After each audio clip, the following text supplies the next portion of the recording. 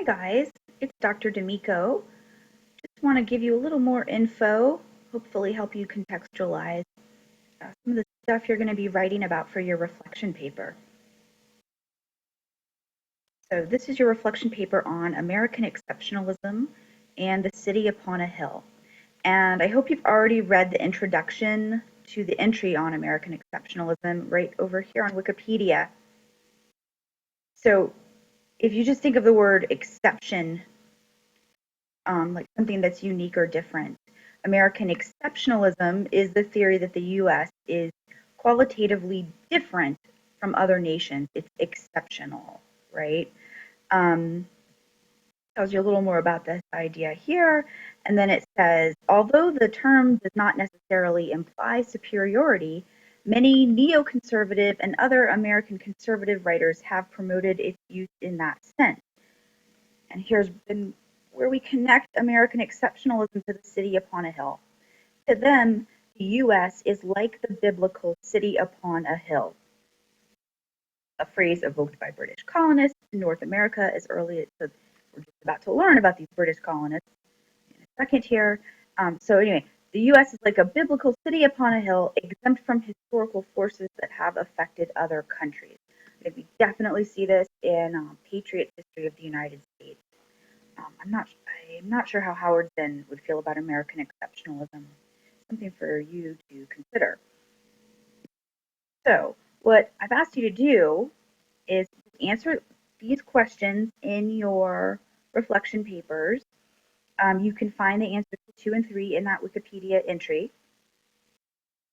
And then that brings us to the Puritans, 1630, Massachusetts. So it was 1630, Puritans founded Boston, Massachusetts. Um, and that's where this city upon a hill sermon and metaphor comes from. I'll give you a little bit of background. So this is a map that shows you, this is Massachusetts today as we understand, as the boundaries are of the state of Massachusetts today. Plymouth was founded in 1620. That's the Pilgrims. Slightly later, in 1630, the Puritans founded Boston. Now, the Pilgrims and Puritans had a lot in common. They all wanted to purify the Church of England. They didn't like what they thought of as all those Catholic influences on the Church of England. It's just the Pilgrims were separatists. They wanted to totally separate from the Church of England. These guys were not separatists. They wanted to stay with the Church of England. Anyway, Boston eventually became much more successful than Plymouth, and Massachusetts eventually kind of absorbed Plymouth. A little bit of background. So it's 1630. These guys are going to go found Boston, the Puritans. Their governor was John Winthrop. Here he is. Look at his fancy lace collar. That's a way to know that John Winthrop was a rich guy, pretty elite. Also, the fact that he was having paintings made of himself tells you he was a rich guy and pretty elite. So he's going to be governor of Massachusetts, the first governor of Massachusetts. They're on the Arbella, sometimes called the Arabella, the ship. And John Winthrop gives this sermon. The title of the sermon is actually, as it says here, a model of Christian charity. But we usually kind of refer to this as the city upon a hill sermon. And I have a couple videos I will link to that'll tell you even more about this. They're pretty fun videos to watch, so I think you'll enjoy them.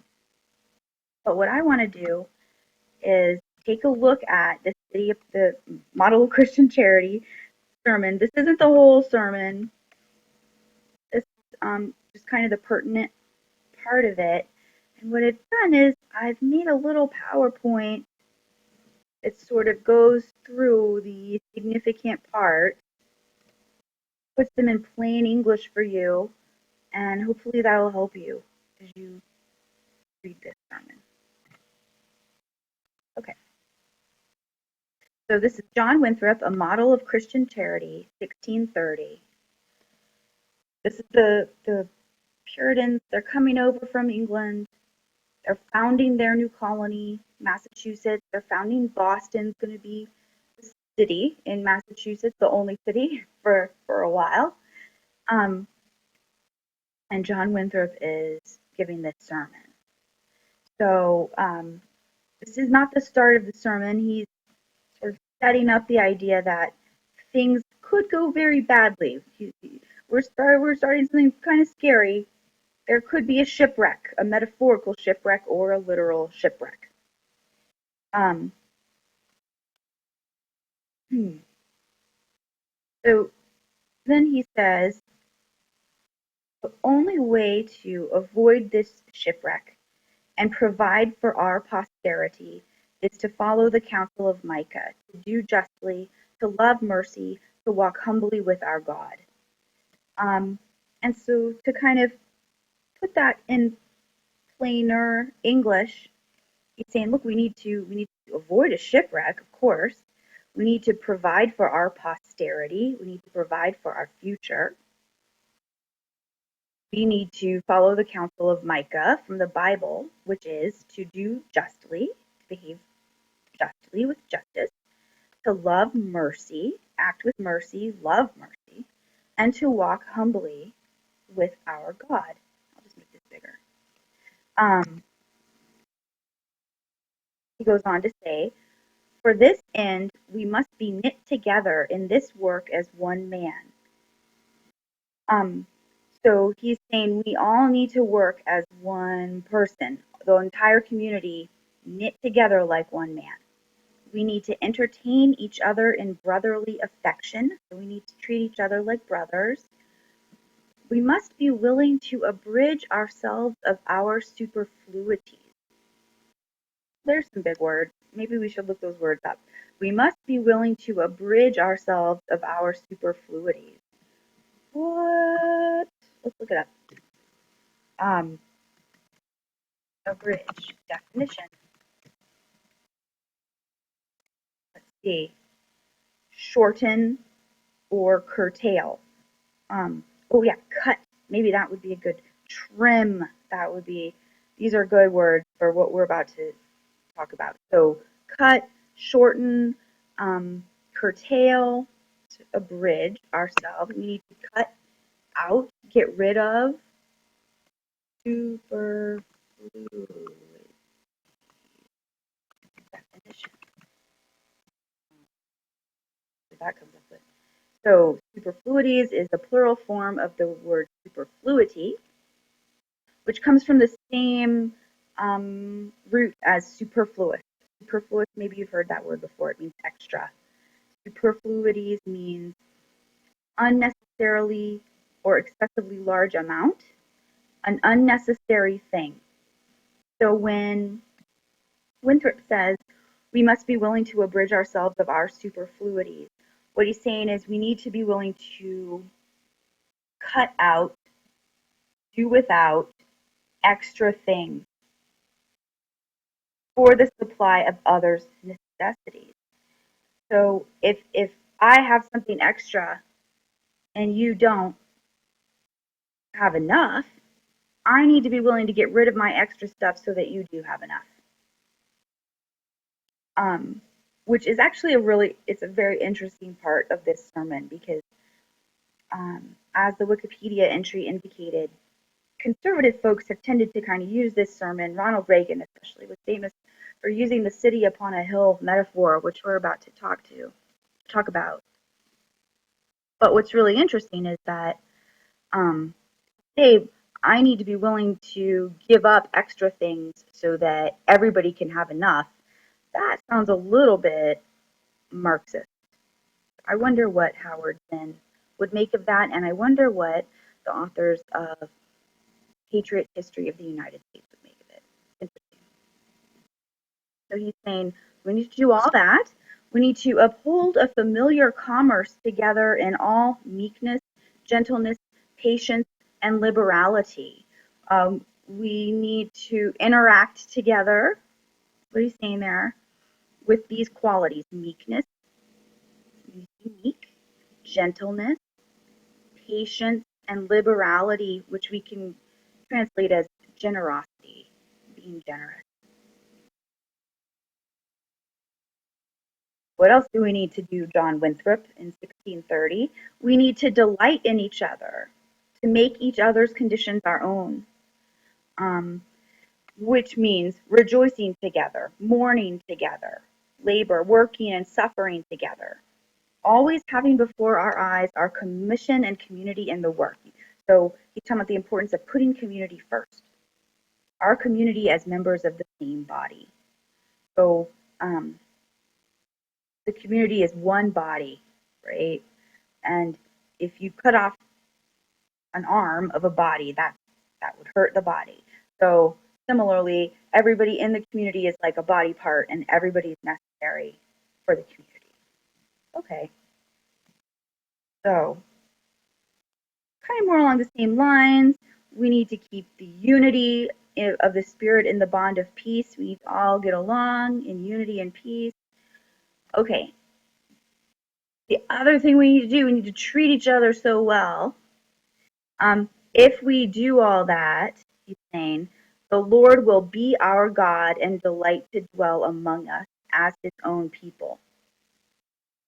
If we do everything that we should be doing, emphasizing this unity, this community, etc., the Lord will be our God and delight to dwell among us as his own people and command a blessing upon us in all our ways. God is going to bless us so that we shall see much more for his wisdom, power, and goodness and truth than formerly we have been acquainted with.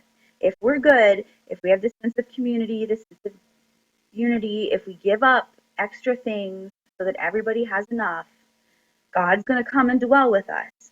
And we're going to see so much more of his wisdom, power, goodness, and truth than we ever even have before.